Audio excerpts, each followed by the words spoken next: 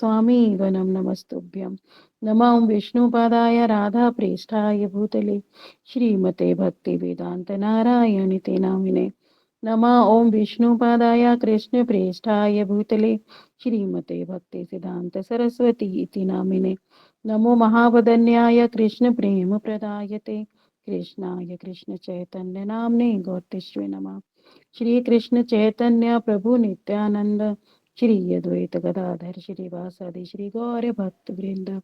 हरे कृष्ण कृष्ण कृष्ण हरे हरे, हरे राम राम राम हरे हरे। सर्वप्रथम मैं अपने परम आराध्यतम मध्य गुरुदेव श्री श्रीमद् भक्ति वेदांत वन गोस्वामी महाराज जी के अभय चरणारविंदों में दंडवत प्रणाम करते हुए अहेतु की कृपा वांछा करती हूँ। तत्पश्चात मेरे शिक्षा गुरुपाद पद्म श्रीमान गोकुल चंद्रदास प्रभु जी एवं पूज्यपाद माधव प्रिय प्रभु जी के चरणों में अनंत कोटि दंडवत प्रणाम करते हुए समस्त गुरु परंपरा के चरणों में अनंत कोटि दंडवत प्रणाम करती हूँ एवं उन सभी से अपने ऊपर कृपा आशीर्वाद अभिलाषा करती हूँ। पूज्यपाद राधा दीदी के चरणों में मेरा कोटि कोटि दंडवत प्रणाम स्वीकार हो। यहाँ उपस्थित सभी वैष्णव वैष्णवियों के चरणों में मेरा यथा योग्य दंडवत प्रणाम। मैं जिस ग्रंथ को पढ़ रही हूँ, अध्ययन कर रही हूँ या जिस पे काम किया या जिसको यहाँ बैठकर पढ़ भी रही हूँ या सबको बता भी रही हूँ, इसमें एक शब्द भी मेरा नहीं है। ये सब मेरे पूज्यपाद गुरुदेव की वाणी है, वैष्णवों की वाणी है। तो वो ही कृपा करके मेरे हृदय में आकर जो भी कुछ मुझसे बुलवाएंगे वही मैं बोल पाऊंगी, नहीं तो मेरा कोई सामर्थ्य नहीं है। तो ये सभी आकर मुझे आशीर्वाद करें कि मैं उनकी वाणी का कुछ चरवित चरवण करने में सक्षम हो पाऊं। तो हम लोग ग्रंथ कर रहे हैं भक्त भक्ति भगवान। तो इसमें 5 तरह के भक्त बताए, उसमें हम 3 प्रकार के कर चुके। चौथे प्रकार के प्रेम पर भक्त, जो प्रेम से भी परे हैं, जो प्रेम से ऊपर हैं, तो वो कौन है? पांडव, पांचों पांडव और द्रौपदी जी और कुंती जी, है ना। तो वो सब कृष्ण से कितना प्रेम करते हैं, उनकी उनसे लौकिक सद्बंधुवत प्रीति है, उनसे उनका रिश्ता भी है, संबंध भी है। कुंती जी कृष्ण की बुआ लगती हैं, पांडव उनके कजन्स लगते हैं सब। तो वो साथ में रहकर उनकी कृष्ण के प्रति भगवत बुद्धि भी है ना। सख्य भाव तो है पर वो ऐश्वर्य में है। जैसे एक तो सख्य हुआ, दो भाव आएंगे देखो। एक सख्य भाव आएगा ब्रजवासियों का और दूसरा सख्य भाव आएगा पांडवों का। तो ब्रजवासियों जैसा सख्य भाव नहीं है पांडवों का। उनका जो सख्य है वो ऐश्वर्य मिश्रित है, उनका ऐश्वर्य है। वो कृष्ण को, उनका संभ्रम भाव है उनके प्रति। वो उनका ना तो उनका उनको झूठा खिलाएंगे, है ना, ऐसा कुछ नहीं है उनका। तो वो उनको भगवत बुद्धि रखते हैं उनके प्रति कि कृष्ण की इच्छा है, कृष्ण जो चाहेंगे वैसा हमारा। तो उन्होंने जो अज्ञातवास किया या द्रुत कड़िया में हारे, तो उन्हें ये लगा कि हाँ सब कृष्ण की इच्छा से हो रहा है, इसलिए हमें किसी से कोई अपना प्रयास नहीं करना, जैसा कृष्ण कहेंगे वैसा ही हम करेंगे। तो कल हम भजन कर रहे थे, पेज नंबर 65 है कि जे दिन गृहे भजन देखी गृहित गोलोक भाए, चरण सिद्धू देखी या गंगा सुख न सीमा पाए। तो इसमें बता रहे हैं कि जिस घर में भजन कीर्तन होता है, देखो हम सभी के घरों में भजन कीर्तन होता है, और क्या कहते हैं गुरुदेव खुद कहते हैं कि वो घर साक्षात गोलोक हो जाता है। श्री भगवान का चरणामृत, श्री गंगा जी का दर्शन करके तो सुख की सीमा ही नहीं रहती। कह रहे पांडवों का भी ग्रस्त जीवन ऐसा ही था, और वो संसारिक वासनाओं से अनासक्त थे। और जो मुक्त पुरुष है ना, महर्षि नारद और उत्तम वैष्णव भी हैं, तो वो भी क्या करते थे? पांडवों की महिमा का गान करते थे कि भाई तुम्हारे घर में तो कृष्ण स्वयं आकर रहते हैं, तुम्हारा उनसे संबंध भी है, और कृष्ण से फिर दर्शन करने के लिए बड़े बड़े सन्यासी ऋषि लोग भी आते हैं। तो तुम्हारा घर तो वैसे ही धाम बन जाता है, क्योंकि कृष्ण वहां आते रहते हैं। अब यहाँ पे हम ध्यान देकर ये बात सुनेंगे, आगे गुरुदेव क्या बता रहे हैं कि अपने ग्रह में कृष्ण विग्रह स्थापित करने का अर्थ कदापि यह नहीं है कि वे वहां वास करते हैं। इस चीज को हम समझेंगे कि हम सभी, देखो अभी तो हम आगे गौड़ीय रस धारा में आ गए हम, है ना। हम अपने गुरुदेव वैष्णवों के आग्रह में आ गए, उनके चरणों में आ गए, तब हमें जाके पता लगा कृष्ण तो थे ही। देखो हम लोग तो अग्रवाल हैं, तो हमारे तो बचपन से ही संस्कार था, हम लोगों के मेन ईस्ट ही श्री कृष्ण हैं। मैं अपनी बात कर रही हूँ यहाँ पे। तो हमने बचपन से ही श्री कृष्ण को देखा। हमारे घर में युगल जोड़ी भी थी, हमारी दादी बहुत सेवा भी करती थी, एकादशी भी करती थी, उत्सव भी होते थे वहां पे, भोग भी लगता था। और हमारी ससुराल में भी थे कृष्ण, सभी के पास, दुरानी जेठानियों के पास, चाचीजों के पास, सबके पास थे। पर कृष्ण की सेवा किस भाव में हो रही है? क्या हम सब कृष्ण की आरती एक साथ कर रहे हैं? क्या हम ये मान रहे हैं, ये अभिमान है हमारा कि हम दास हैं कृष्ण के और ये घर उन्हीं का है? क्या जो भोग लगना चाहिए वो ही लग रहा है? क्या घर में लहसुन प्याज नहीं आ रहा है? वो सबसे हम अनभिज्ञ थे, हम जानते ही नहीं थे। तो इसमें कितनी बड़ी बात गुरुदेव ने बोल दी कि अपने घर में अगर कृष्ण विग्रह स्थापित कर दिए ना, तो हम कभी ये नहीं मानेंगे कि वो घर में वास करते हैं। वो किस घर में वास करेंगे? ये तो मैंने भी गुरुदेव के मुख से और वैष्णवों के मुख से कई बार श्रवण किया कि वो कह रहे हैं हम भोग तो लगा रहे हैं, पर देखना ये होगा क्या उन्होंने वो भोग स्वीकार किया। हमने तो अपनी बुद्धि से बना दिया। हम कह रहे हैं जी एकादशी में ये भी खाना चाहिए, वो भी खाना चाहिए। हम कह रहे हैं गाजर क्यों नहीं खा रहे, गाजर में क्या है? हम कह रहे हैं शलगम क्यों नहीं खा रहे, शलगम में क्या है? मशरूम क्यों नहीं खा रहे? ठीक है, बिना प्याज लहसुन का तो शुरू से ये कैटिकेट था, हाँ भोग नहीं लगता। पर और चीजों का हम लगाए जा रहे थे। और फिर वो बनना किस विधि से है, कैसे तिलक लगाना है, कैसे कंठी माला धारण करके हम जब उसको देंगे, और हरिनाम भी हमें कितना करना पड़ेगा तब कृष्ण स्वीकार करेंगे। तो वहां पे फिर कृष्ण वास करते हैं, जहाँ पूरा परिवार कृष्ण की सेवा में लगा हो, सब एकांतिकी हो, वहां देवताओं की पूजा ना हो, एकांतिकी भक्ति हो। वहीं पे विग्रह स्थापित कर दिए, उसके साथ में हमारे देवी देवताओं की भी हैं, और हम उनका भी भजन पूजन अर्चन करते चले जा रहे हैं। तो ये कृष्ण को कदापि भी मंजूर नहीं होता।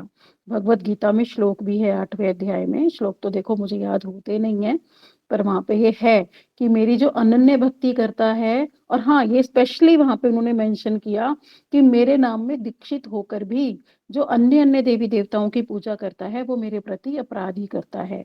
उसका भी अर्थ ये हुआ कि क्या उसको फिर मेरे ऊपर विश्वास नहीं है ना, इसका मतलब उसका संबंध ही नहीं है, वो तो अभी मेरी तरफ देख ही नहीं रहा। जैसे एक स्त्री शादी होने के बाद भी दूसरों दूसरों के संग बात करती रहती है, घूमती फिरती रहती है, वो तो फिर ऐसा ही हो गया बिल्कुल, कि अब तो उसे मेरे ऊपर सरेंडर ही नहीं है। मुझे देवी जी ये देंगी, मुझे शिव जी ये दे देंगे, है ना, मुझे हनुमान जी ये दे देंगे, मुझे शनि भगवान ये दे देंगे। तो ऐसा ऐसा जब विश्वास होता है तो इसका मतलब कृष्ण पे पूर्ण सरेंडर नहीं है। तो कृष्ण उस घर में नहीं वास करेंगे। पीछे भी हमने इस चैप्टर में पढ़ा कि कैसे द्रौपदी जब बिल्कुल एकांतिकी हुई, जब उन्होंने सारा सरेंडर कर दिया, तब कृष्ण आए। तो इसी तरह से हमें अपने मंदिर, अपने घर को कृष्णमय बनाना होगा। कृष्ण की सेवा से ही कृष्ण घर में वास करेंगे, नहीं तो कदापि नहीं करेंगे। जब हम अन्य अन्यों को पूजते रहेंगे, या फिर भोग उनके रुचि के अनुसार नहीं लगाएंगे, या तुलसी माला धारण नहीं करेंगे, या हरि नाम नहीं करेंगे, तो हमारी सेवा कदापि ग्रहणीय नहीं होगी। देखो हमें भोग बनाते हुए भी ये बुद्धि रखनी चाहिए कि हे गुरुदेव मेरी कोई योग्यता नहीं है, कृपया आप ही आइए और यहाँ पर आकर भोग बनाइए। रसोई में भी हमें ये भाव रखना है, अपनी रसोई बनाते समय और जिस समय हम भोग लगाएं उस समय भी हमें यही भाव रखना है कि हे गुरुदेव मेरी कोई योग्यता नहीं है, क्योंकि हम गुरुदेव जैसा भजन करते नहीं। नित्य संबंध उनका है और हमारा क्या है, गुरुदेव से संबंध है। तो हम गुरुदेव का आवाहन करते हैं कि गुरुदेव आप ही आइए और ठाकुर जी को भोग लगाइए। आरती भी कर रहे हैं तो हम कहेंगे गुरुदेव आप ही आइए और आरती कीजिए। तो हम ये भाव रख के करेंगे कि हमारे माध्यम से सब कुछ जो है गुरुदेव कर रहे हैं। तब देखो वहां कैसे कृष्ण वास करते हैं। तो हमें अपने भाव बदलने होंगे, सेवा बदलनी होगी। हमें ये सब अपने अंदर ये सोचना ही नहीं है। इस बात को नोट कर लेना अपनी कॉपीज में कि खाली जब अगर कृष्ण विग्रह स्थापित कर लिया और हम सोच रहे हैं हाँ जी भगवान हमारे घर में रह रहे हैं, ऐसा नहीं होगा। भाव होने चाहिए। एक बात और मैं यहाँ पे मेंशन करना चाहूंगी कि जैसे हम देखते हैं आजकल बड़ी किट्टी पार्टीज होती हैं कि हमारी कृष्ण की पार्टी है, आज कृष्ण का ये उत्सव है, आज कृष्ण का ये उत्सव है, आज कृष्ण का ये उत्सव है। और फिर या फिर हम कहीं घूमने जा रहे हैं तब अपने संग टोकरी में कृष्ण को लेकर जा रहे हैं, राधा कृष्ण युगल किशोर को भी ले जा रहे हैं, महाप्रभु को भी ले जा रहे हैं। तो ये बहुत बड़ा अपराध बनता है। क्या हमारी ये योग्यता है कि हम भगवान को अपने साथ लेके घूमें? क्या भगवान हमारे उसमें डिपेंडेंट करते हैं क्या? और फिर देखो रास्ते में हमारी कार कितनी अशुद्ध है, कैसे कैसे लोग उसमें बैठते हैं, किस किस अवस्था में बैठते हैं, खाते पीते भी हैं, झूठे हाथ भी लगाते हैं। और फिर हम जहाँ जा रहे हैं, किसी ढाबे में बैठे हैं या किसी रेस्टोरेंट में बैठे हैं या फिर मठ मंदिर में भी जा रहे हैं, तो ठाकुर जी टोकरी में चलते रहें, उनका सिंहासन तो नहीं है ना। हमने अपने घर में एक सिंहासन पे उनको विराजमान किया है। वो इस घर के राजा हैं, ये घर उनका है। हाँ ठीक है, अगर कोई सेवा के लिए उपलब्ध नहीं है घर में, तो भी एक उपाय ये भी है कि हम उनके लिए सूखा सूखा सूखा सब कुछ रख जाएं और भाव से कह जाएं, ठाकुर जी ये सामान किचन में रखा है, ये यहाँ है, आप हम जा रहे हैं, हमारी मजबूरी है, क्षमा कीजिए, आप स्वतः ही ले लेकर खा लेना। और दूसरा भाव ये है, जहां भी हम जा रहे हैं, मठ में जा रहे हैं, मानो परिक्रमा में जा रहे हैं, तो वहां पे जब भी भोग लगता है या प्रसाद, तो हम ठाकुर जी से कहें, ठाकुर जी, ये अपने ठाकुर जी का नाम लेकर कि ठाकुर जी आइए और यहीं पे आप प्रसाद ग्रहण कीजिए, हम यहीं पर आकर भोग लगाइए। आप ठाकुर जी प्रसाद ग्रहण नहीं करते, ये मैं गलत बोल गई। प्रसाद हम लोग ग्रहण करते हैं, गुरुदेव ग्रहण करते हैं, ठाकुर जी का तो भोग लगता है। उनके लिए हमेशा कहेंगे यहाँ पर आइए, आप भोग लगाइए। पर हमें अपने ठाकुर जी को लेकर जगह जगह जगह ऐसे नहीं जाना चाहिए। देखो गर्मी भी होती है, सर्दी भी होती है, हमारे हाथ भी शुद्ध शुद्ध होते हैं, हमारी वाणी भी शुद्ध शुद्ध होती है, तो ऐसे ठाकुर जी को अपने सिंहासन से नहीं हिलाना चाहिए। पर हाँ, इतना अवश्य कर सकते हैं, आसपास अगर कोई हमारे ग्रह ग्रह के आसपास अगर हमारे कोई हैं, तो हम उनको दे सकते हैं अपने ठाकुर जी सेवा के लिए, वैष्णवों को, कि हमारे ठाकुर जी आप रखिए। या आसपास जो मंदिर है वहां पे जो सेवा होगी, वो भी मंदिर हमें देखना पड़ेगा कि वहां पे सेवा कैसी हो रही है। ठीक है, तो पहले ये है, तो हमें ऐसा नहीं करना है और अपने ठाकुर जी की, क्योंकि हमें देखो अभी हम आरोप सिद्धा भक्ति ही कर रहे हैं। हमारे ठाकुर जी में प्राण आएंगे हमारे भावों से। हम कैसे उनसे बात करते हैं, हम तो जा रहे हैं, अच्छा ठाकुर जी यहाँ चलें, अच्छा ठाकुर जी वहां चलें। एक बड़ा सुंदर मैं वाक्य बताती हूँ यहाँ पर। एक बार क्या हुआ, ये गुरुदेव से लेकर रिलेटेड है। एक बार मैं गुरुदेव से मिलने जा रही थी दिल्ली में, जनकपुरी। तो रेड लाइट पे हमारी कार खड़ी थी और वहां पे आके एकदम से आके पीछे से एक बड़ी सी गाड़ी थी, मैं भूल गई कौन सी थी, तो उसने ऐसे टक्कर मारी ना, हमारी गाड़ी पूरी पिचक गई पीछे से। और इतनी पिचकी कि उसकी भी आगे से पिचक गई, इतनी जोर से उसने खड़ी गाड़ी में टक्कर मारी। पर हमारे पास समय बिल्कुल नहीं था, गुरुदेव से मिलना था। तो अब ना तो हमने उनसे लड़ाई करी ना बात करी, कुछ नहीं करा। बेटा बोला, मम्मी जो होगा देखा जाएगा, कोई बात नहीं, छोड़ दो, अभी गुरुदेव के पास चलते हैं, इंश्योरेंस में जो मिलेगा मिलेगा, नहीं मिलेगा कोई बात नहीं, चलो अभी। तो माँ से बिना बहस किए, क्योंकि समय ही नहीं था, हम गुरुदेव के पास चले गए। फिर आकर के मैंने वो गाड़ी अपनी डाली इंश्योरेंस में।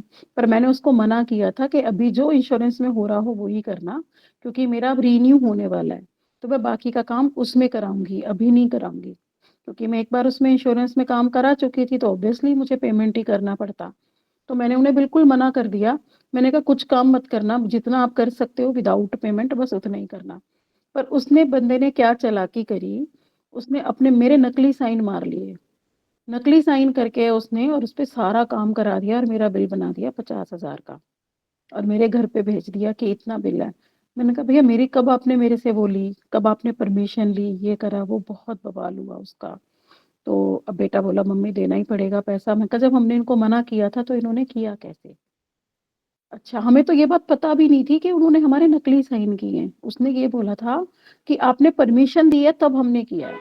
तब यहाँ पर अब ये वाली बात आ रही है कि कैसे हम लेकर जाते हैं। तो मैं फिर बैठी, मैं कहा नहीं, आज तो मैं, मेरा सर्विस चार्ज 2000 रुपीज था, वो हमने उनसे पूछा था कि सिर्फ 2000 में ही काम होना चाहिए। मैंने बेटे को बहुत कॉन्फिडेंटली बोला कि मैं तो देखना 2000 रुपये देकर ही आऊंगी, सिर्फ, मैं नहीं दूंगी उसको 50,000, और गाड़ी आज ला कर दिखाऊंगी। मैंने गुरुदेव के चरण पकड़े चित्रपट में ही, मैंने कहा गुरुदेव आप चलिए, आप मेरे साथ चलिए। उसने बेईमानी की है, क्यों, हम सेवा में लगाएंगे ना, हम फालतू में लोगों को क्यों पैसा दें, उसी से हम गुरुदेव की सेवा करेंगे। तो मैं कहा गुरुदेव आप चलिए। मैं गई वहां पे, और मैंने जाते ही उनको बोला, मैंने कहा कि ऐसे कैसे कर दिया, मैंने तो परमिशन दी नहीं थी, इसने परमिशन कहाँ से ली, उस लड़के को बुलाओ। तब वहां पे जाके ये राज खुला। मैंने कहा दिखाओ मेरे साइन कहाँ है, बिना सिग्नेचर के तो मेरे हो नहीं सकता। और कैसे इंश्योरेंस वालों ने भी अप्रूव कर दिया, वहां भी तो मेरा सिग्नेचर चाहिएगा ना, मेरे सिग्नेचर के बिना ये काम हुआ कैसे। तो उसने जब दिखाया ना, वहां उसने नकली सिग्नेचर किया हुआ था, तो वहां पे वो पकड़ा गया। मैंने कहा ये नकली सिग्नेचर है, मैं तो तुम्हें फाइल करूंगी केस। और फिर उन्होंने, मैनेजर आया, उसने मेरे पैर छुए, बिल्कुल मैडम कोई केस मत करो, ये मत करो, आप गाड़ी फ्री में ले जाओ हम। वो मेरे घर तक गाड़ी छोड़ के, खुद मैनेजर चला के घर छोड़ के गया, फिर भी मैं 2000 रुपये, मैं कहा नहीं, जो मेरा बनता है वो तो मैं दूंगी। तो ये होता है, देखो हम अपने साथ सब समय जब ठाकुर जी को रख के चलेंगे ना, तो बड़े बड़े और भी बहुत सारे एक्सपीरियंसेस हैं, आप लोगों के भी होंगे, कि कैसे कहीं इतना बड़ा एक्सीडेंट होता है पर हम बच जाते हैं, कुछ होता ही नहीं। क्योंकि देखो यहाँ पे कारण भी क्या था, वो एक्सीडेंट कब हुआ था, जब मैं गुरुदेव से मिलने जा रही थी। मेरे पास समय भी नहीं था कि मैं रास्ते में खड़े होकर उनका नंबर लूं या उनसे बहस करूं या उनसे पेमेंट लूं कुछ एक्सीडेंट की। और वो लड़का भी नाबालिग था जो चला रहा था, उसके पापा भी उसके साथ में थे। तो क्योंकि फिर देखो गुरुदेव ने ही रक्षा करी है ना। तो इस तरह से जब हम लोग मानते हैं ना कि गुरुदेव चलो, तो हम सच में भी मानना चाहिए कि गुरुदेव हमारे साथ चल रहे हैं। और हमारे अंदर ये 100% जो विश्वास, बार बार हम बात कर रहे हैं ना, कि मेरी तो कोई योग्यता नहीं है जो मैं कह रही थी कि मैं 2,000 ही देकर आऊंगी। मेरी योग्यता थोड़ी है, वो कोई मेरे नौकर थोड़ी लग रहे हैं जो मेरी बात मान जाएंगे। कंपनी से कोई भी ऐसे फ्री में थोड़ी ना काम करा सकता है। पर ये देखो, ये उनका जो फ्रॉड था वो अपने आप गुरुदेव की कृपा से मेरे सामने आ गया। वो पेपर मुझे दिखा नहीं रहे थे, छुपा दिए थे उन्होंने पेपर। कैसे कोई उस पेपर को लेके आ गया, कैसे वो पकड़ा गया कि उसने मेरा नकली सिग्नेचर मारा है, तो वो सब गुरुदेव की व्यवस्था थी। तो ये निष्ठा, ये हमें 100% विश्वास कि हाँ मेरे गुरुदेव इस काम को करेंगे, तो हमें वो करना पड़ेगा। क्यों, हमें अपना पैसा भी फालतू में इधर उधर बर्बाद नहीं करना है। हमें इधर फालतू में लोग हमें ठगते रहेंगे, हमें ठगना भी नहीं है। क्यों, क्योंकि हमारे पास जो भी वस्तुएं हैं वो अब गुरु सेवा के लिए हैं, वो हमारी नहीं है। गुरुदेव बोलते भी हैं कि परम रक्षा तुम्हें हर वस्तु की करनी पड़ेगी, क्योंकि हमारा शरीर भी, हमें अपने शरीर की भी रक्षा करनी पड़ेगी। क्यों, क्योंकि ये शरीर भी अब हमारा नहीं है, ये भी गुरुदेव की सेव्य वस्तु है। ये भी गुरुदेव की सेवा में हमें लगाना है। अपनी संपत्ति को भी हमें गुरु सेवा में लगाना है। अपने घर के जो बच्चे हैं, पति हैं, और उनको भी हमें सेवा में लगाना है। तो सब कुछ सेव्य वस्तु मान के, घर को मंदिर मान के, जब हमारा भाव ऐसा होगा, सब कुछ ठाकुर जी का है। फिर देखो कैसे ठाकुर जी हमारा योग और क्षेम वहन करते हैं, सब कुछ करते हैं ठाकुर जी।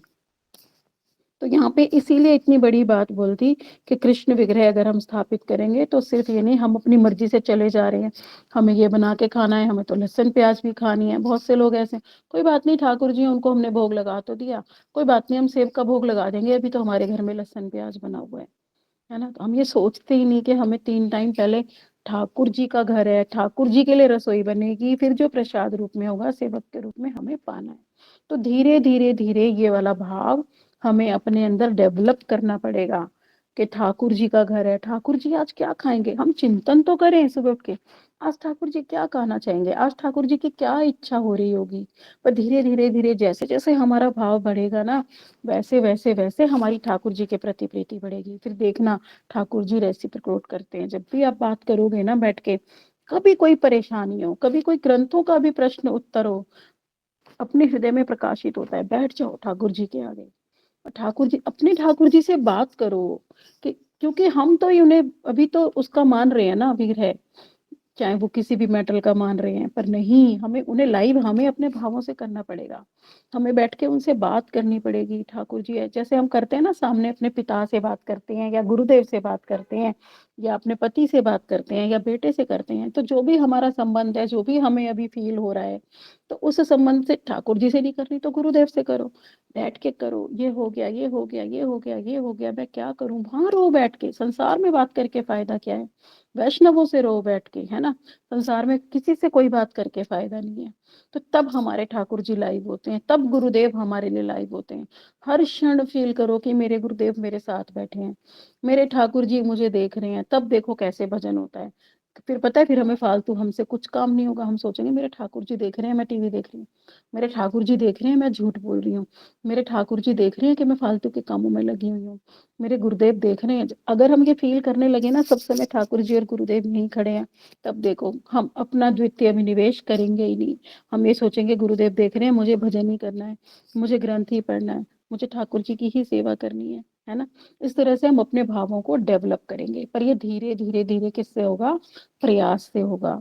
हमें प्रयास करने पड़ेंगे उस चीज के लिए।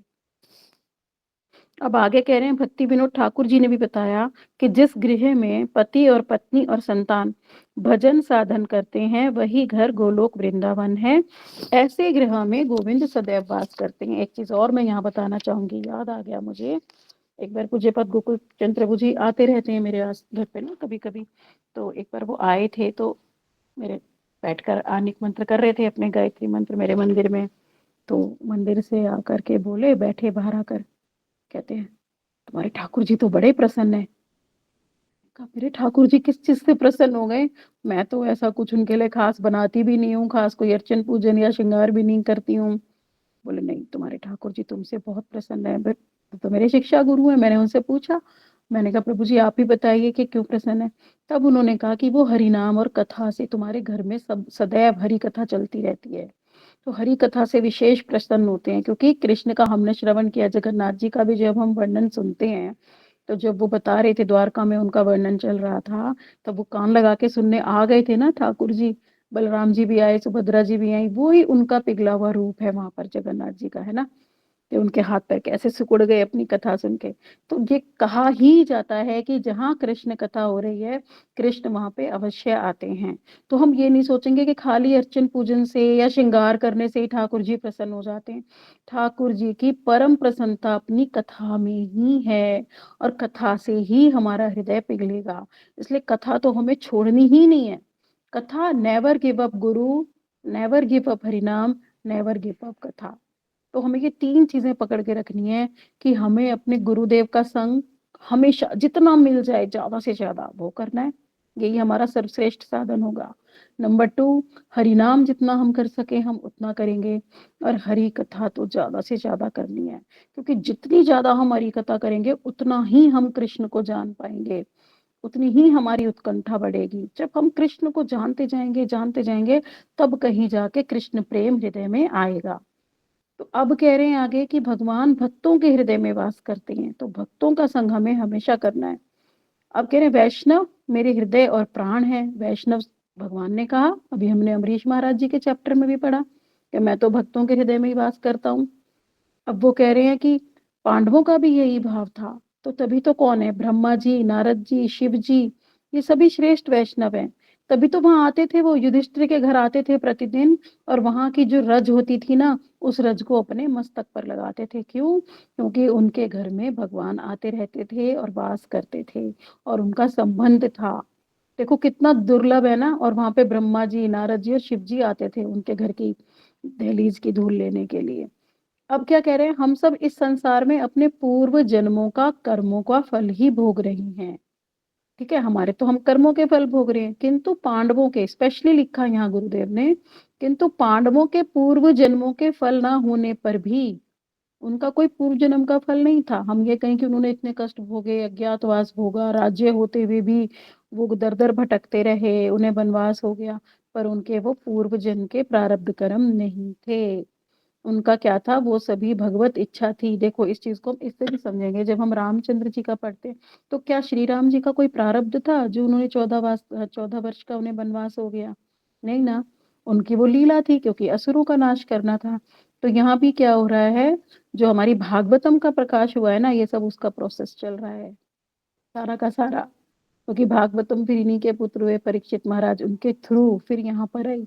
गुरुदेव ने कथा में बता भी दिया कि सनातन गोस्वामी पाद ने बृहद भागवतामृत ग्रंथ में बताया है कि जो परीक्षित महाराज है ना, वो नित्य परिकर है राधा रानी के, राधा दास्यम में है वो परीक्षित महाराज। तो देखो कि कौन आया, भागवत को प्रकाशित करने भी कौन आई, राधा रानी की दासी, नित्य परिकर है वो परीक्षित महाराज। अभी इसी बार गुरुदेव ने द्वारका जी में बताया था। तो मैं सुन के ऐसे हो गई, मैं कहा, गुरुदेव क्या बता दिया आपने? मैं फिर उनके रूम पे गई, मैं पूछा गुरुदेव आपने ये बताया, तो ये कहाँ पर कैसे? तब गुरुदेव ने बताया कि हाँ, सनातन गोस्वामी पाद जी ने बताया कि वो नित्य परिकर ही है वहां के। और राधा दास्यम में, राधा दास्यम सुन के मैं हिल गई। मैंने कहा राधा दास्यम तो मंजरी भाव टॉप मोस्ट, भागवतम में भी अभी उसका तो ऐसा कुछ वर्णन आया नहीं कि हम कह दें कि सुखदेव गोस्वामी पाद की कथा सुन के वो मंजरी भाव में चले गए। तो गुरुदेव बोले नहीं, वो थे ही नित्य परिकर। तो देखो राधा रानी ने ही भागवतम का प्रकाश कराया, उन्हीं की पाल्यदास ही आई यहाँ पे। तो ये सारा जो पांडवों का चल रहा है, भागवतम के लिए चल रहा है। तो इसलिए क्या है, ये सब लीला हो रही है। तो इसीलिए पांडवों को पता था कि ये सब भगवत इच्छा से हो रही है, इसलिए उनके जीवन में जो जो घटित होता गया वो उसको करते गए। देखो हम हर समय सुनते हैं महाभारत का, जब भी हम सुनते हैं हम यही श्रवण करते हैं कि कृष्ण ने गाइड किया, कृष्ण ने उन्हें बचाया, कृष्ण ने उनसे कहा ऐसा है, कृष्ण ने ऐसा कहा। तो उन्होंने अपना तो कहीं प्रयास किया ही नहीं, सब कुछ कृष्ण के कहने से वो करते चले गए। और क्या करते थे, जितने भी उन्हें कष्ट आते थे तो वो क्या करते थे, भगवत कृपा का ही अनुभव करते थे। और यही हमें भी अपने अंदर डेवलप करना है कि जो हो रहा है बहुत अच्छा, इसमें भी भगवान की कृपा है, इसमें भी भगवान की ही कृपा है।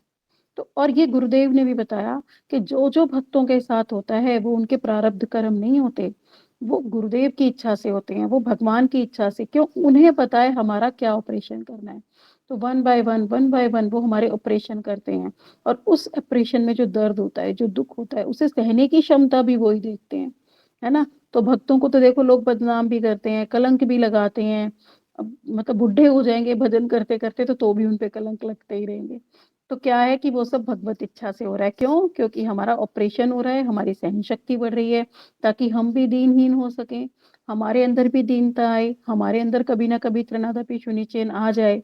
तो वो सब इसलिए हमारा ऑपरेशन होता है, क्योंकि हमें धन का अभिमान है तो धन नष्ट हो जाएगा, हमें रूप का अभिमान है तो रूप नष्ट हो जाएगा, हमें समाज का अभिमान है तो समाज भी नष्ट हो जाएगा। तो ऐसे ऐसे एक एक चीज नष्ट होते होते होते कभी ना कभी तो हम दीनहीन हो ही जाएंगे। और सहनशीलता बढ़ानी है हमें, तो रोरी भी सही सुना, तो वो भी सहनशीलता भी तभी बनेगी जब दुनिया से हमें लाते पड़ेंगी। इसलिए फिर ये हमारे ऑपरेशंस होते हैं।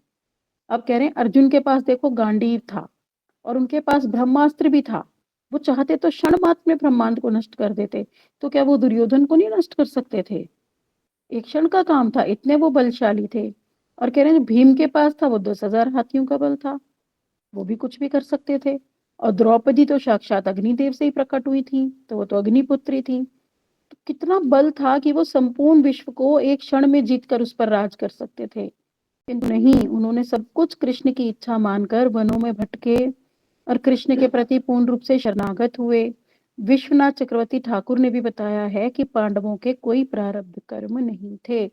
जो लोग ये उदाहरण दे देते हैं ना कि देखो सीता जी भी आई, उन्होंने वो भी तो राजा की पुत्री थी और राजा की ही पत्नी थी, फिर भी वो वन में रही, है ना। तो भगवान ने भी यहाँ के कर्म भोगे कि कृष्ण को तो जो है उसने व्याध नहीं मार दिया था तीर से, तो उन्होंने भी तो अपने कर्म भोगे। ऐसा कुछ नहीं है, इस वाली कथा को हम कभी श्रवण भी नहीं करेंगे। क्यों? क्योंकि भगवान जो करते हैं वो लीला करते हैं, उनके कोई भी प्रारब्ध कर्म नहीं होते हैं। हाँ जी दीदी। 66 पेज है दीदी। कोई बात नहीं। अब यहाँ टाइटल आ रहा है युधिष्ठिर महाराज का आत्मसमर्पण। इसमें कह रहे युधिष्ठिर महाराज भगवान के प्रति पूर्ण शरणागत थे। दुशासन जब द्रौपदी को राज्यसभा में घसीटते हुए निर्वस्त्र करने का प्रयास कर रहा था और दुर्योधन पांडवों को अपमानित कर रहा था, उस समय अर्जुन और भीम ने, अर्जुन जी ने क्या किया, अपना गांडीव उठाया। होगा ही देखो किसी को भी देख के कि हमारी पत्नी को ऐसे घसीटा जा रहा है तो पति को गुस्सा आएगा ही। और भीम ने अपनी गदा उठा ली थी, किंतु युधिष्ठिर महाराज ने उन्हें रोका कि बैठ जाओ भाइयों, शांत हो जाओ। क्योंकि वो जानते थे ये सब जो हो रहा है ना कृष्ण की इच्छा से ही हो रहा है। और यही कृष्ण के चरणों में आत्मसमर्पण एवं पूर्ण शरणागति है। युधिष्ठिर महाराज के समान जीवन में कष्ट आने पर हमें उनको भगवान की कृपा के रूप में अवलोकन करना चाहिए। इस चीज को लेके गुरुदेव एक कथा सुनाते हैं बहुत बार, आप सबने भी कहीं ना कहीं जरूर किसी वैष्णव के मुख से श्रवण की होगी कि एक बार एक साधु नाव में जा रहे थे, एक नदी को पार कर रहे थे। तो क्या हुआ, उनकी नाव में एक छेद हो गया, जोर जोर जोर से बारिश आने लगी। और नाव, हाँ सॉरी, छेद नहीं हुआ था, बारिश का पानी भर गया नाव में, तो नाव डूबने लगी थी। तो जो साधु बैठे थे ना, तो वो और नदी से पानी ले लेके नाव में भरने लगे ऐसे। तो वो बोले, वो जो चला रहे थे नाव को, वो बोले चालक, अरे तुम पागल हो गए हो क्या, एक तुम वैसे ही डूबने वाले हैं, पानी को तुम बाहर तो निकाल नहीं रहे हो, ऊपर से इसमें और पानी भर रहे हो। तो वो कह रहे हैं अरे भगवत इच्छा यही है कि हम डूब के मर जाएं, तो मैं तो भगवान के उसमें ही सहायता कर रहा हूँ। थोड़ी देर में बारिश बंद हो गई, तूफान चला गया। तब उन्होंने पानी को बाहर निकालना शुरू कर दिया। बोले अब क्यों तुम पानी को बाहर निकाल रहे हो? बोले भगवत इच्छा यही है कि हम बच जाएं। तो एक जो भक्त होगा, इससे हमें ये वो करना चाहिए, सीख लेनी चाहिए कि भक्त जो है भगवान की इच्छा में ही इच्छा मिलाते हैं। वो ये कभी प्रयास नहीं करते कि नहीं मैं इसका सॉल्यूशन करूं, मैं इसके विपरीत हो जाऊं, मैं ये कर लूं। ठीक है ठाकुर जी, आप दे रहे हो तो भी ठीक है, नहीं दे रहे तो भी ठीक है, मृत्यु दे रहे हो तो भी ठीक है, जन्म दे रहे हो तो भी ठीक है, सुख दे रहे हो तो भी ठीक है, दुख दे रहे हो तो भी ठीक है। तो उसमें क्या है, पर आनंद सब समय भजन के आनंद में रहेगा, ठाकुर जी के चिंतन में रहेगा। ठीक है ठाकुर जी, जैसी वही है, वो ही वो वाला भाव है, जा ही विधि राखे राम, ताहि विधि रही, है ना। तो वो ही हमें धीरे धीरे धीरे अपने अंदर, अभी तो नहीं है, देखो मैं कहूँ मेरे अंदर है, मेरे अंदर भी नहीं है, पर हमें, हम वैष्णवों से, गुरुदेव से श्रवण कर रहे हैं, तो हमें क्या करना है, अपने अंदर धीरे धीरे धीरे इन भावों को लाने की चेष्टा करनी है, प्रैक्टिस करनी है, कि कैसे ना कैसे हम ऐसे हो जाएं कि जाहि विधि राखे राम ताहि विधि रहिए। हम कष्टों से विचलित ना हो, हम दुखों से विचलित ना हो, सुख में भी हमें प्रसन्नता ना हो। हमें प्रसन्नता हो तो एकमात्र ये कि हाँ, हम अपने गुरुदेव का संग कर पा रहे हैं, हम वैष्णवों से हरि कथा श्रवण कर पा रहे हैं, और हम इस अपने मार्ग पे चल रहे हैं जो भागवत धर्म का मार्ग है। अब युधिष्ठिर महाराज के सामने बता रहे हैं कि भगवान की कृपा के रूप में ही अवलोकन किया उन्होंने सारे कष्टों को। इसी से रिलेटेड श्लोक है भागवतम का 10वें स्कंद का। तते अनुकंपाम सुमीक्षमाणो भुंजान एवात्मकृतम विपाकम हद वाग्भक्पुर्भी वृद्ध धन्मस्ते जीवेत यो मुक्ति पदे सदाए भाग। तो कह रहे जो पुरुष क्षण क्षण में बड़ी उत्सुकता से आपकी ही कृपा का ही भली भांति अनुभव करता रहता है, और प्रारब्ध के अनुसार जो कुछ सुख या दुख प्राप्त होता है उसे निर्विकार मन से भोग लेता है, एवं जो प्रेम पूर्ण हृदय, गदगद वाणी और पुलकित शरीर से अपने को आपके चरणों में समर्पित करता है, इस प्रकार जीवन व्यतीत करने वाला पुरुष ठीक वैसे ही आपके परम पद का अधिकारी हो जाता है जैसे पिता की संपत्ति का पुत्र। तो कितना सुंदर श्लोक है इसका, देखो कितना सुंदर अर्थ भी बता दिया कि जो सब समय बड़ी उत्सुकता से आपकी कृपा का अनुभव, अब हम हर समय कृपा का अनुभव कर सकते हैं, हमें उसमें योग ही तो करना है। कुछ भी हुआ, हाँ ठाकुर जी आपकी तो बड़ी कृपा हुई, ऐसा हो गया। देखो जैसे फॉर एग्जाम्पल, अगर किसी स्त्री को एक दुष्ट पति मिलता है ना, तो उसके पति से तो आसक्ति खत्म हो गई, और वो दुख से ही आरती, आरती से भी आते हैं ना लोग भजन में, और वो दुखी से दुखी होकर ही अगर भजन में आ गई, तो क्या हुई, भगवत कृपा ही तो हो गई। अगर उसे अच्छा पति मिलता जो उससे प्यार भी करता, शॉपिंग कराता, घुमाता फिराता, तब क्या होता, तब तो वो माया में ही पड़ी रहती, भोग भोगती रहती, और फिर कभी भी भगवान के पास नहीं आती। तो दुख क्या हुआ, वो बहुत बड़ा साधन बन गया गुरुदेव के पास आने का, है ना। तो क्या है कि हम क्या कह रहे हैं, वो अपने प्रारब्ध के अनुसार सुख और दुख भोगता रहेगा, पर सब कुछ उनकी कृपा, हम अनुभव करेंगे कि अच्छा ऐसा पुत्र दिया, ये भी आपकी कृपा ही है, क्यों मेरी उससे पुत्र में आसक्ति खत्म हो गई। अच्छा ऐसा परिवार दिया, तो ये भी आपकी कृपा ही है कि इससे मेरी जो है, इससे भी मेरी आसक्ति खत्म हो गई। अगर समाज में बदनामी हो रही है तो समाज कट गया, इतना बड़ा ऑपरेशन हुआ, सारा समाज, सारे रिश्तेदार एक बार में ही खत्म हो गए। तो जिसने निंदा करी, जिसने प्रपंच रचा, उसमें तो अरे अच्छा ही है, इसने तो मेरा भला ही कर दिया, ये तो कितना बड़ा योगदान करा, मेरा ऐसा ऑपरेशन हो गया, सारा संसार ही एक बार में नष्ट हो गया, और अब मैं सिर्फ गुरुदेव की हो गई, है ना। तो ऐसे हम अनुभव कर सकते हैं हर समय कि ये हुआ, चलो अच्छा ही है। एक बार मैं बताती हूँ, मेरे को याद आ रहा है, शुरू शुरू की बात है, मैंने दीक्षा ली ली थी, तो मुझे कम से कम, मेरे को इतना बड़ा साइटिका हुआ उस समय कि मैंने कम से कम 1 डेढ़ साल बिस्तर में काटा उस समय पे। तो मैं ये कहती, अच्छा है चलो साइटिका हो गई, बढ़िया हुआ, अब मेरे को अब और काम तो करने नहीं, ना किचन में खाना बनाना है, ये करना है, बढ़िया है, मैं अब ग्रंथ पढ़ूंगी और हरि नाम करूंगी। तो ऐसे हमें अपना अनुभव करना है, गुरुदेव की कृपा से ये भाव आएगा हमारे अंदर कि कैसे हम, अगर पैर भी टूट गया, चलो अच्छा है, अब कहीं जाना ही नहीं और कुछ काम भी नहीं बचा, चलो अपना हरि नाम करेंगे और ये करेंगे।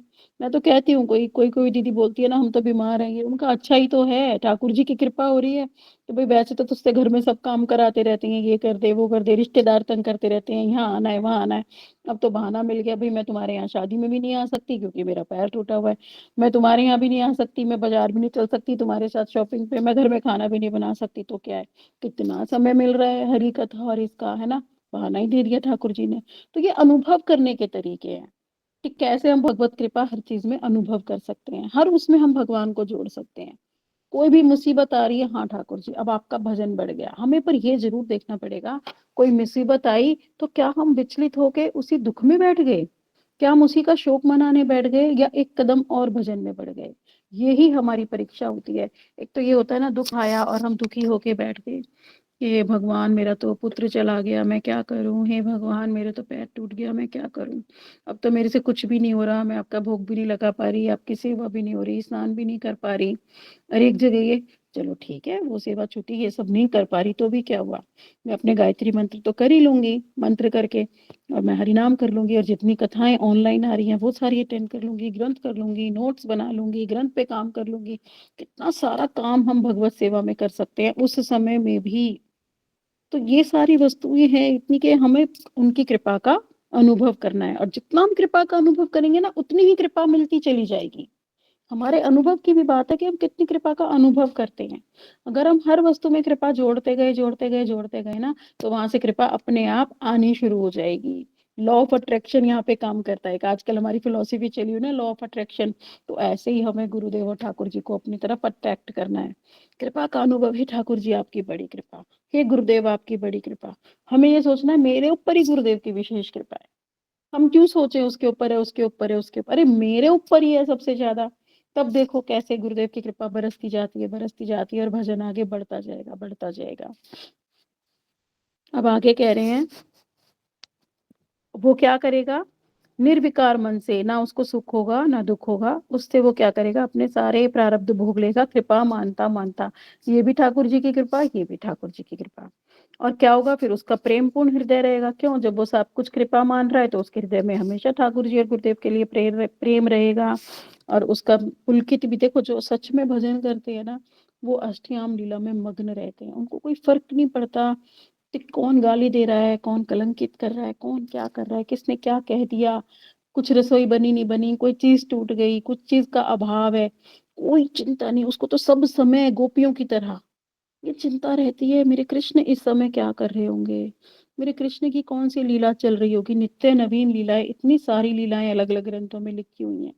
तो उन लीलाओं का स्मरण, कृष्ण कितने सुंदर, मैं तो कहती हूँ अगर हम वेणु गीत का ही कर लेना चिंतन, वेणु गीत में इतना सुंदर रूप, इतना सुंदर उनकी वंशी, इतनी सुंदर सब चीजों की क्रियाएं बताई हैं वहां पे, कि अगर हम उन्हीं का चिंतन कर लेना, तो लगेगा कि ये सब बेकार है, ये मैं क्या चिंता कर रही थी, घर का बल्ब फूट गया कोई बल्ब नहीं ला रहा, अरे दरवाजा टूट गया कोई कारपेंटर क्यों नहीं आ रहा, अरे काम वाली क्यों नहीं आई, घर गंदा पड़ा है, उस सब चिंता से मन अपने आप हट जाएगा। अरे हुआ तो भी ठीक है, नहीं हुआ तो भी ठीक है, जीवन तो चल ही रहा है ना। इस चीज को ठीक चलने से ही क्या मैं ठीक होंगी, नहीं। हमें कभी भी ये नहीं सोचना कि ये हो जाएगा तब मैं भजन करूंगी, ये होगा तब मैं करूंगी, नहीं। मैं तो कहती हूँ कथाओं का चिंतन शुरू कर दो, कृष्ण के रूप का चिंतन शुरू कर दो। कितना सुंदर बताया, कितना सुंदर कृष्ण का रूप है, कितनी सुंदर लीलाएं है, कितनी सुंदर दूती स्तुति प्रक्रिया, जो हम गीत गोविंद में बताते हैं, है ना, कितना सुंदर वहां पे बता दिया कि कैसे राधा जी रूठ रही हैं, कैसे कृष्ण आ रहे हैं, कैसे दूती मना रही है। उन सब की हम चिंता तो करेंगे, कितनी सुंदर वो रूप है, कितनी सुंदर लीलाएं हैं, कितना सुंदर धाम है। वहां के पुष्प भी चित्त हैं, वहां के पेड़ भी चित्त हैं, वो चित्र रूप से सेवा करते हैं। तो हम ये चिंतन करें, और तब देखो कैसे आनंद आना शुरू होगा, कैसे हरिनाम में आनंद आएगा। तब हरिनाम के समय हमें ये चिंता नहीं होगी कि सामने क्या हो रहा है, वो क्या कर, नहीं।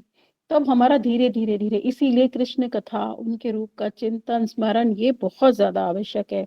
तभी क्या होगा, सब समय हम एक आनंद में रहेंगे। आएगी ये स्थिति भी, वैष्णव लोग बता रहे हैं, अभी तो हमें प्राप्त हुई ही नहीं, पर धीरे धीरे आ जाएगी जब हम उनके कहे अनुसार करेंगे। तब क्या होगा, सब समय आनंद रहेगा, तो उस आनंद में ना दुख अनुभव होगा ना सुख अनुभव होगा। कुछ आए कुछ जाए, किसी चीज से हमें नहीं होगी प्रसन्नता, क्योंकि हम अपने अंदर आत्मा की जो प्रसन्नता है, शरीर की प्रसन्नता, देखो यहाँ पे हम ये दो डिफरेंस कर लेंगे, एक है हमारा वपू और एक है हमारी आत्मा, है ना। तो हम जो शरीर से सुख और दुख हो रहा है ना, उससे प्रभाव होना बंद हो जाएगा। आत्मा के सुख और दुख से हमें फर्क पड़ेगा बस। तो जब हमारे गुरुदेव जाएंगे तब हमें दुख होगा कि हमारा अब गुरुदेव जा रहे हैं, उनसे विरह फील होगा। कितने दिन हम बिस्तर में छुपक छुपक के कमरों में बंद होकर रोते रहेंगे, हाय मेरे गुरुदेव चले गए, हाय वो फिर से कब आएंगे, है ना। तब ये वैष्णवों से विरह हमें फील होगा, तब हम रोएंगे। और जब आएंगे तब कितना आनंद होगा, मेरे गुरुदेव आ गए, मैं उनसे मिलने जा रही हूँ, उनका दर्शन होगा, उनसे हम हरी कथा श्रवण करेंगे, उनके हाथ से हमें प्रसाद मिलेगा। तो ये एक आनंद है, जितना हमारा जब गुरुदेव से गाढ़ संबंध होता जाएगा ना, तब इस आनंद की अनुभूति होगी, तब इस विरह की अनुभूति होगी।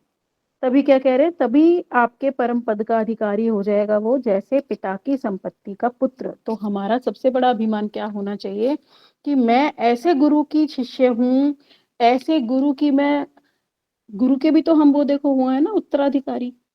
हम कह रहे हैं हम अपने पिता के उत्तराधिकारी हैं, उन पे इतने करोड़ की प्रॉपर्टी है, अरे उनसे हमें इतना मिले, नहीं, वो तो हमारे जड़ है। पर हमारा चित्त पिता कौन है, परम पिता कौन है, अभी तो हम गुरुदेव को ही जानते हैं। तो हमें सबसे पहले तो ये भाव रखना पड़ेगा कि मेरे गुरु ही टॉप मोस्ट हैं। अपने अपने गुरु के प्रति हमें रखना पड़ेगा। सारे सारे कोटि कोटि ब्रह्मांडों से भी राजा है मेरे गुरुदेव, है ना, वो मुझे राधा रानी के चरणों तक ले जाएंगे। तो मैं तो उनकी संपत्ति की अधिकारी हूँ, जो संपत्ति उनके पास है। ये अभिमान अगर हमने अंदर रखा ना, तो गुरुदेव अपनी संपत्ति हमें अवश्य ही प्रदान करेंगे।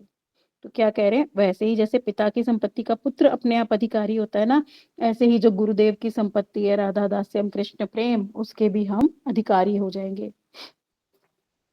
अब कह रहे हैं श्रीमद् भागवतम में ब्रह्मा जी वर्णन कर रहे हैं कि भक्तों के कष्ट आने पर यही विचार रखना चाहिए कि सभी कुछ कृष्ण की कृपा से हो रहा है और हमारे पूर्व जन्मों के पापों के कारण ही हमें कष्ट प्राप्त हो रहा है। इसीलिए वो कह रहे हैं कि हमें किसी को पलट के जवाब नहीं देना।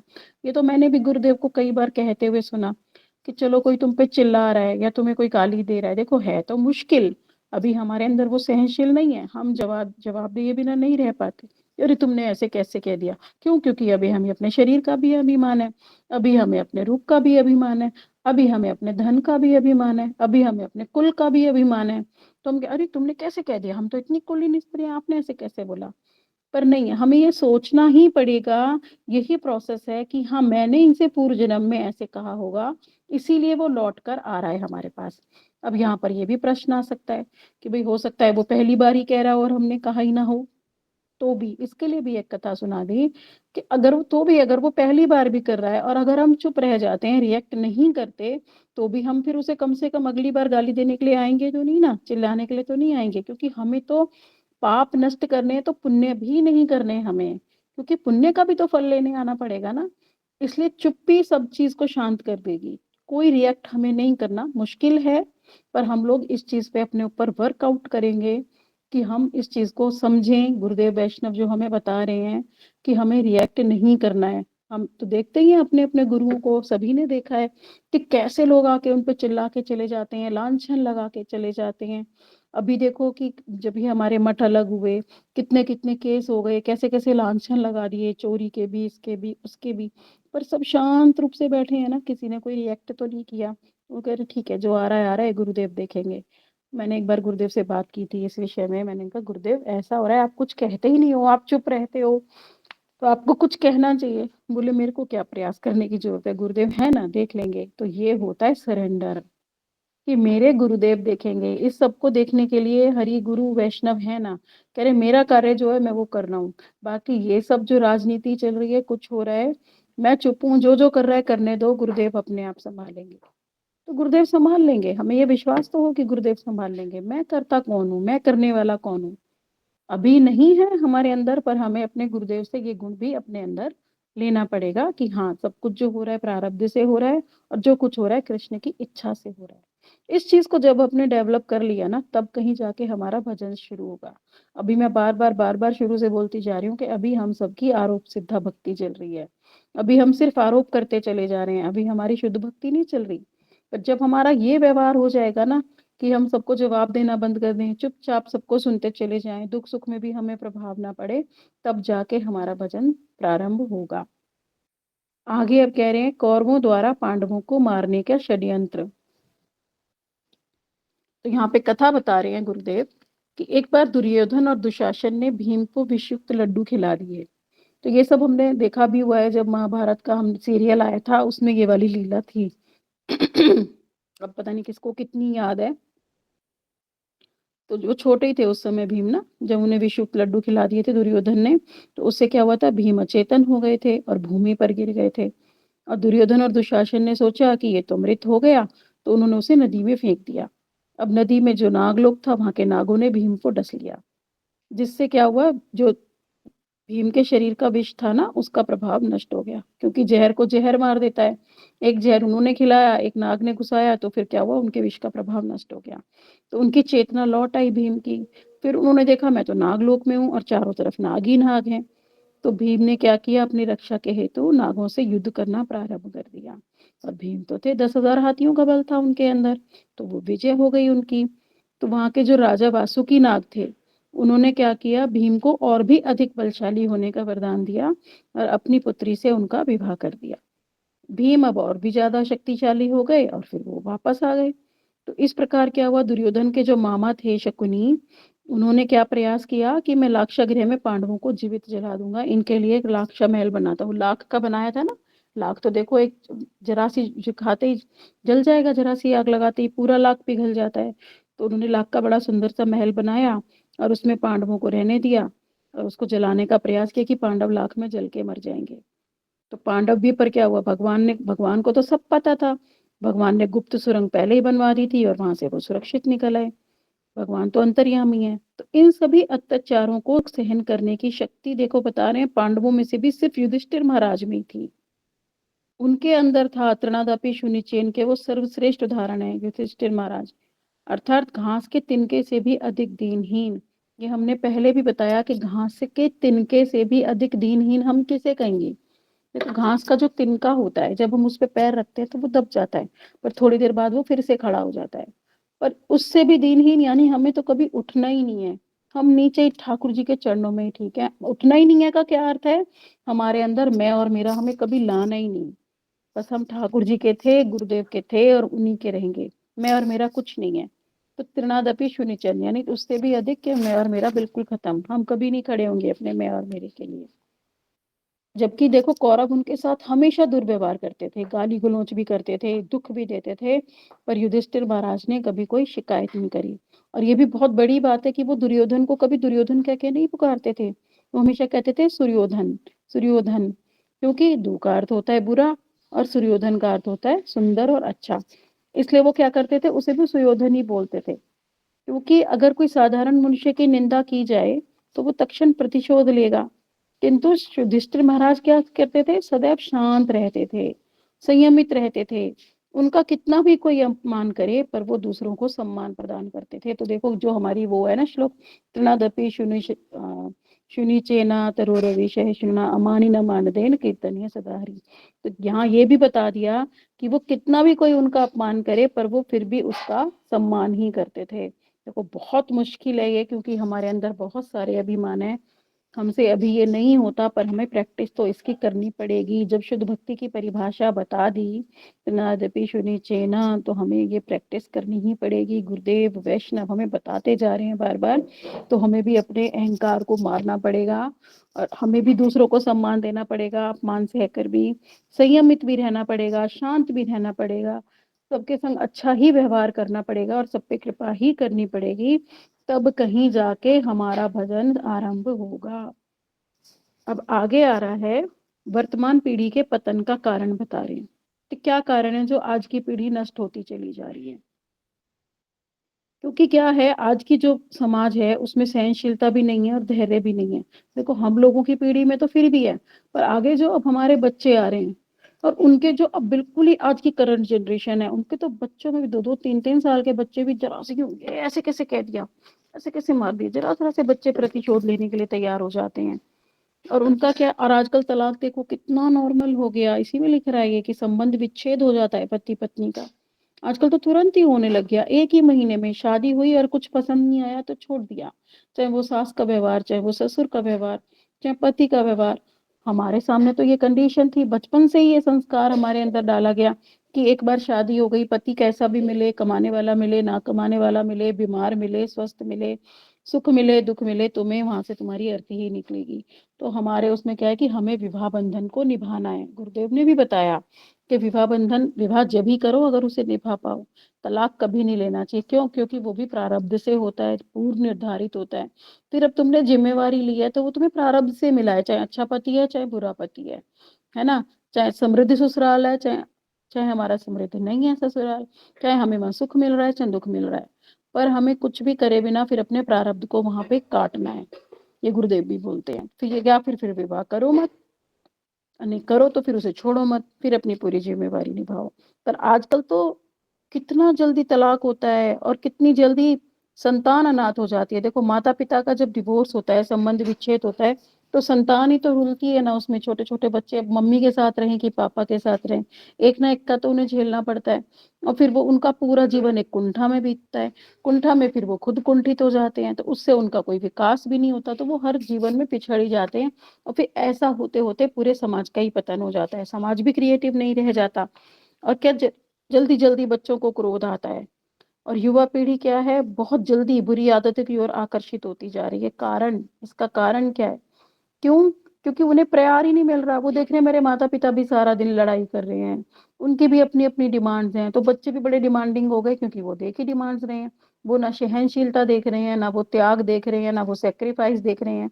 तो वो क्या कर रहे हैं, वो भी बुरी आदतों की ओर आकर्षित हो रहे हैं। कि जब मम्मी पापा एक दूसरे के लिए डिमांडिंग है, लड़ते रहते हैं, पैसे के पीछे ही भागते रहते हैं, तो वही बच्चे भी देखकर सीख रहे हैं। और क्या कर रहे हैं, इंद्रिय तृप्ति की लालसा में वो अवैध संबंध भी बना रहे हैं, और मदिरा पान भी कर रहे हैं। और फिर क्या है, आज की पीढ़ी नरकगामी होती जा रही है। विदेशों में तो आज भी हम देखते हैं, जितने भी हमारे गुरु भाई बहन भी है ना विदेशी, उनके अगर वो 5-6 भाई बहन है, तो सगा उनमें कोई है ही नहीं।